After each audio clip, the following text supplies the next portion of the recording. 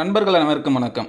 இன்றைக்கி நம்ம இந்த வீடியோவில் குழந்தைகளுக்கான ஒரு ஹெல்த்தி பிரேக்ஃபாஸ்ட் எப்படி ப்ரிப்பேர் பண்ணுறதுன்னு பார்ப்போம். அதுக்கு தேவையான பொருட்கள் வந்து 1 கப் கோதுமை மாவு, ஒரு அவகாடோ ஃப்ரூட் ஒன்று எடுத்திருக்கேன், பழம். நம்ம ஊரில் பார்த்திங்கன்னா இது வந்து பட்டர் ஃப்ரூட்டுன்னு சொல்லுவோம், இல்லை வெண்ணெய் பழம் அப்படின்னு சொல்லுவோம். நம்ம இது வந்து மொத்தமாக நம்ம வந்து போட போகிறதில்ல. இதை வந்து ஒரு ஹாஃப் போர்ஷன், பாதி தான் வந்து நம்ம ஆட் பண்ண போகிறோம். தேவையான அளவு உப்பு.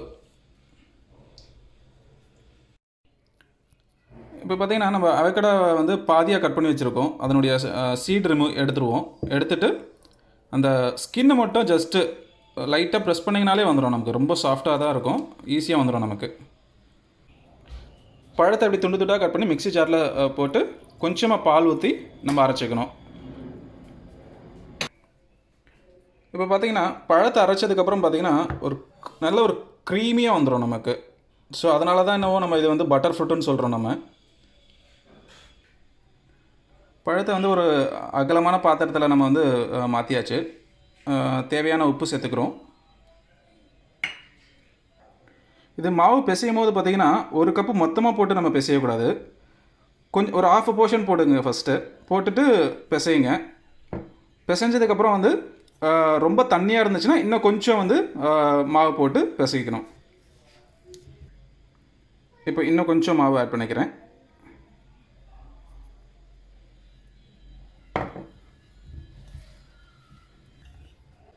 இப்போ இதில் பார்த்தீங்கன்னா நம்ம தண்ணி ஆட் பண்ணாமல் அந்த பழத்துலேயே பார்த்தீங்கன்னா மாவு பிசைஞ்சு எடுத்துக்கணும். அப்போ தான் சப்பாத்தி பார்த்தீங்கன்னா ரொம்ப சாஃப்டாக வரும். நமக்கு குழந்தைங்க ரொம்ப விரும்பியும் சாப்பிடுவாங்க. இன்னொரு விஷயம் பார்த்தீங்கன்னா அவகேடோ வந்து குழந்தைங்க அப்படியே விரும்பி சாப்பிட மாட்டாங்க. அதில் ஒரு ஸ்வீட்னஸ் இருக்காது, இனிப்பாக சுத்தமாக இருக்காது. அதனால் அவகேடோ வந்து இந்த மாதிரி செஞ்சு கொடுத்தீங்கன்னா, சப்பாத்தியோடு நம்ம செஞ்சு கொடுக்கும்போது பார்த்திங்கன்னா குழந்தைங்களுக்கும் தெரியாது, குழந்தைங்களுக்கு ஒரு ஹெல்த்தி பிரேக்ஃபாஸ்ட் நம்ம கொடுத்தா மாதிரியும் இருக்கும் நமக்கு.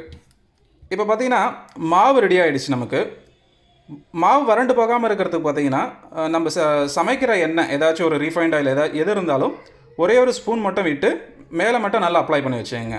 அப்படி இருக்கும்போது பார்த்திங்கன்னா மாவு வறண்டு போகாமல் இருக்கும். சப்பாத்தி நமக்கு ரொம்ப சாஃப்டாகவும் வரும். நமக்கு சப்பாத்திக்கு திரட்டுறதுக்கு பார்த்திங்கன்னா கொஞ்சமாக வந்து கோதுமை மாவு அப்ளை பண்ணிவிட்டு நல்லா திரட்டி எடுத்துக்கோங்க. பேன் நல்லா காஞ்சிருச்சு. கொஞ்சமாக நெய் ஆட் பண்ணியிருக்கோம். குழந்தைங்களுக்கு செய்கிறதுனால எதர் நெய் இல்லைனா பட்டர் நம்ம ஆட் பண்ணிக்கலாம். நமக்கு அவகேடோவில் பார்த்திங்கன்னா அவ்வளோ சக்தி இருக்குங்க. ஏற்கனவே சொன்ன மாதிரி பார்த்திங்கன்னா வந்து குழந்தைங்களுக்கு வந்து நம்ம அப்படியே கொடுக்க முடியாது, அவங்க விரும்பி சாப்பிட மாட்டாங்க. அவகேடோவில் வந்து ஒமேகா 3 இருக்குது. அது பார்த்திங்கன்னா மூளை வளர்ச்சிக்கு அவ்வளோ நல்லது, நம்மளுடைய டைஜஸ்டிவ் சிஸ்டமுக்கு நல்லது. இது ஆன்டி இன்ஃப்ளமேட்டரின்னு சொல்கிறாங்க. நோய் எதிர்ப்பு சக்தி பார்த்திங்கன்னா அதிகமாகும். ஸோ இது வந்து நம்ம வாரத்துக்கு அட்லீஸ்ட் ஒரு 2 முறை இல்லை 3 முறை பார்த்திங்கன்னா குழந்தைங்களுக்கு செஞ்சு கொடுத்தோன்னா குழந்தைங்களுக்கும் ஒரு ஹெல்த்தி ஃபுட்டு கொடுத்து நமக்கு மன திருப்தி கிடைக்கும். குழந்தைங்களுக்குமே பார்த்திங்கன்னா வந்து வளர்ச்சிக்கு ரொம்ப நல்லது. Avocado chapati ready ஆகிடுச்சுங்க.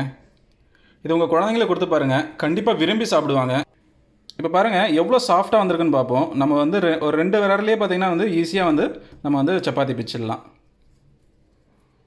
உங்களோட ஃபீட்பேக்கை வந்து கமெண்ட் செக்ஷனில் போடுங்க. சப்ஸ்கிரைப் பண்ணுங்கள், ஷேர் பண்ணுங்கள். நன்றி.